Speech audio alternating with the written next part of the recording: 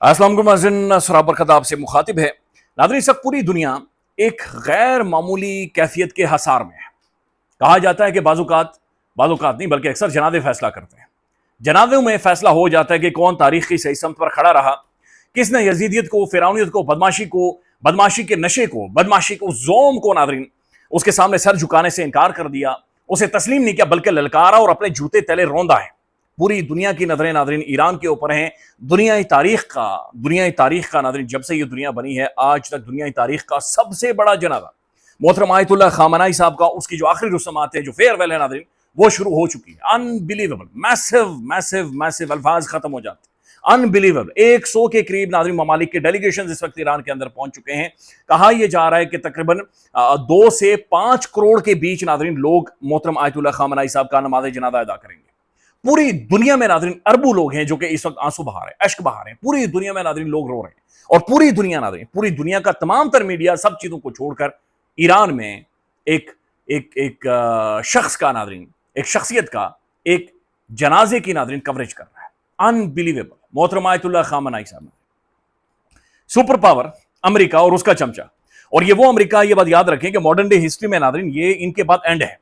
ये इतनी बड़ी खौफनाक मिलिट्री है, या जिस लेवल पर मिलिट्री वाइज ये डेवलप कर चुके हैं, खुद को ये डेवलप हो चुके हैं, ये एंड हो जाता है, यानी वहां पर आकर फुल स्टॉप हो जाता है। जितनी तगड़ी ये मिलिट्री माइट है, खौफनाक हद तक नाज़रीन, ये खंडर बना देते हैं, ये पहाड़ों को काला कर देते हैं, ये तबाही फेर देते हैं, ये बर्बाद करके रख देते हैं। लेकिन नाज़रीन एक कौम और एक शख्स इनके साथ लड़ पड़ा, और ना सिर्फ लड़ पड़ा बल्कि पाश पाश करके रख दिया। इनकी बदमाशी की डेफिनेशन को इन्होंने नाज़रीन खोलकर दुनिया के सामने रख दिया।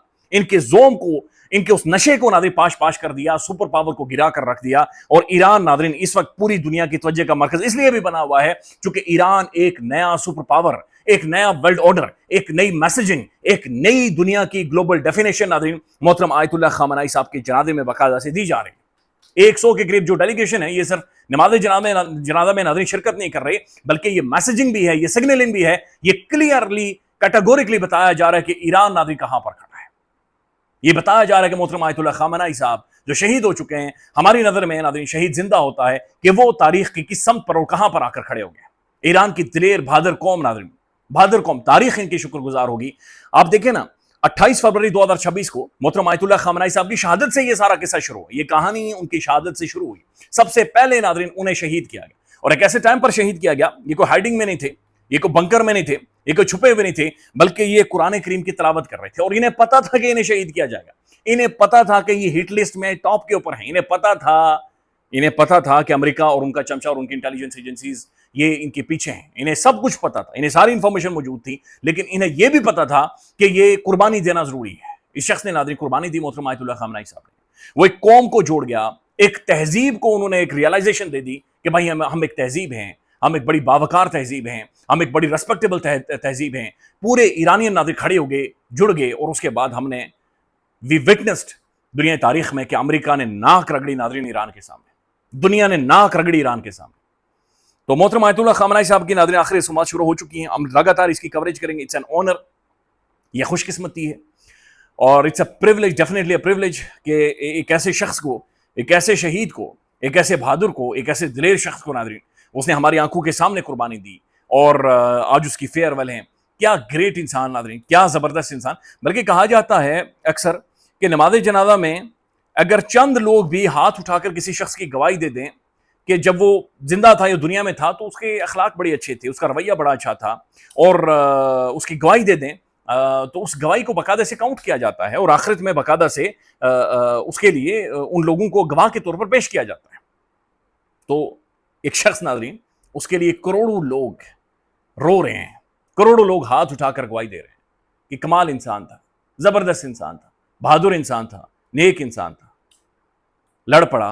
और कमाल है नाज़रीन, बहादुरी और जुर्रत का एक एक एक अनबिलीवेबल एक भाव है जो कि मोहतरम आयतुल्लाह खामनाई साहब ने नाज़रीन रकम कर दिया है। तो उनकी रस्मात शुरू हो चुकी हैं, और उनकी जो जस्ते खाकी है उसे अवाम में उन्हें लाया गया है, और बड़ी इज्जत और एहतराम के साथ नाज़रीन पूरी दुनिया देख रही है, उन्हें रिपोर्ट कर रही है। आने वाले टाइम में ये सारी वीडियोज़ और तस्वीरें भी आपके सामने रखेंगे। اب ناظرین پاکستان کے اندر کی جو خبر ہے، ایک سکینڈل ہے، ایک بہت ہی خوفناک قسم کا. ایک طرف دیکھیں نا ناظرین، یہ بڑی بدقسمتی ہے کہ محترم آیت اللہ خامنہئی صاحب ایک قوم کس چیز کے بارے میں بات چیت کر رہی ہے، اور یہاں پر کیا ہے کہ شریف خاندان کے جو سمدی ہیں اسحاق ڈار صاحب، پاکستان کے فارن منسٹر اور ڈپٹی پرائم منسٹر، ان کے نواسے نے ناظرین ایک چند چڑھا دیا ہے. اور یہ ایک ایسا چند چڑھایا ہے کہ یہ سمجھ سے باہر ہے، کل دنگ رہ گئی ہے کہ بھائی کس لیول پر جا کر یہ پاکستان کے اشرافیہ یہ ایک ذہنی بیماری کا شکار ہو چکی ہے. اچھا پھر ایک اور چیز ناظرین یہ سمجھ آتی ہے کہ نہ اس ملک کے اندر ناظرین بچیاں محفوظ ہیں، چھوٹی چھوٹی بچیاں نہ محفوظ ہیں، نہ اس ملک کے اندر ناظرین خواتین بیچاری محفوظ ہیں. میرے خیال میں جرمن ایک لڑکی تھی، میں چونکہ ڈیٹین تھا میں اس طرح سے فالو نہیں کر سکا، وہ 12-14 سالوں تک ناظرین اس بیچاری کو گھر کے اندر بند کیے رکھا. اور پھر یہ باہر کی لڑکیوں کو، خواتین کو انویسٹمنٹ کے نام پر بلا کر ناظرین ڈی ایچ اے کے گھر میں اسحاق ڈار صاحب کے نواسے نے باقاعدہ سے بند کر کے، اچھا یہ پکھاننگا نہیں تھا، کھاتے پیتے گھرانے سے گاڑیاں ڈالے، پروٹوکول، گورنمنٹ، ساری چیزیں آپ کے پاس موجود تھی بھائی. اور اس کے باوجود ناظرین ان خواتین کے ساتھ بڑا ظلم ہوا، بڑی زیادتی ہوئی ہے. اور پھر ناظرین کوئی ان سے پیسے بھی باقاعدہ سے مانگے گے. تو یہ بہت بڑا سکینڈل ہے ناظرین جو ابھی کھل کر سامنے آ رہا ہے، اس کا آہستہ آہستہ خلاصہ ہو رہا ہے.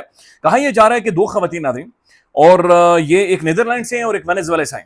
اچھا ان کی جو اسحاق ڈار صاحب ہیں، ان کے نواسے کے ساتھ رضا ڈار صاحب کے ساتھ ملاقات سنگاپور میں ہوتی ہے، اور وہ انہیں بتاتے ہیں کہ بھائی پاکستان کے اندر آپ آئیں اور وہاں پر آ کر انویسٹمنٹ کرو. اور ہم نے انویسٹمنٹ کے لیے ایک ایسا ماحول بنا دیا ہے کہ بس دودھ مکھن یہ فوری شروع ہو جائے گا، یعنی صرف آپ نے نا چمچ لے کر کھانا ہے.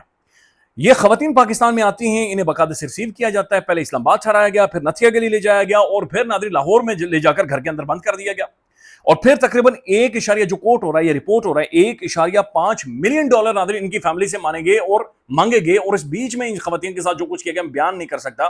یوٹیوب والے مجھے بلاک کر دیں گے، بند کر دیں گے، ہو سکتا ہے یوٹیوب والے باہر نکل کر مجھے تھپڑ مارنا شروع کر دیں، جس لیول پر ناظرین خواتین کے ساتھ، بیچاریوں کے ساتھ ظلم کیا گیا، زیادتی کی گئی. اور اب ناظرین اس کے اندر ظاہر ہے جو خبریں آ رہی ہیں، بلکہ فیصل واوڈا صاحب نے تو ٹویٹ کر دیا، انہوں نے کہا ڈار صاحب استعفیٰ دے فوری طور پر. انہوں نے کہا کہ یہ ایسی خوفناک کہانیاں سامنے آئیں گی کہ پاکستان کے جو 500 کے قریب رولنگ ایلیٹ ہے، خاندان ہے یا شخصیات ہیں، یہ اسی طرح کی حرکتیں کرتے رہیں. اور یہ جمہوریت کے نام کے اوپر ایک ڈھنڈورا ہے جو کہ پیٹتے ہیں، لیکن اصل میں جو ان کے کردار ہیں یہ بہت حد تک ڈیمیج ہیں.